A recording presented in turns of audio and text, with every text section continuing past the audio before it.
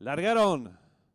Sale a enseñar el camino al participante número 3, Never Again. Pequeña ventaja sobre el 1, Negrito Pintón.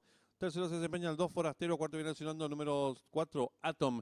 En la quinta ubicación se desempeña el 5, Windy Runcourt. Más atrás el 6, Depredador. Cierra marcha el 7, Retrato del Padre.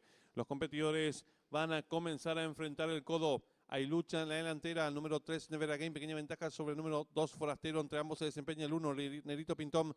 Cuarto mejorando lo viene haciendo el número 4, Atom. En la quinta ubicación se desempeña ganando un terreno número 7, Retrato del Padre. Más atrás lo hace el 5, Windy Runcourt, apareado con el número 6, Depredador. Los competidores los últimos 600 metros, el 3, Never Again, cuerpo y medio de ventaja sobre el 2, Forastero. Mejora por fuera el 7, Retrato del Padre. Y están en la recta final. Últimos 450 metros finales, el número 3, Never Again, firme en la delantera. Lo hace con 2 cuerpos y medio de ventaja sobre el número 2, Forastero. Tercero mejorando por fuera lo viene haciendo el número 7, Retrato del Padre. Descuente ya los últimos 250 metros para el disco. Número 3, Never Again. Logra tirar 2 cuerpos de ventaja sobre el número 2, Forastero. Tercero se desempeña el 7. Descuente ya los últimos 100 metros para el disco. Por el centro de la pista, el número 3, Never Again. Varios cuerpos de ventaja sobre el 2, Forastero. Pocos metros para el disco, el 3, Never Again. Y César Mora de punta a punta. Varios cuerpos de ventaja sobre el 2, tercero, el 7. Y cruzaron el disco.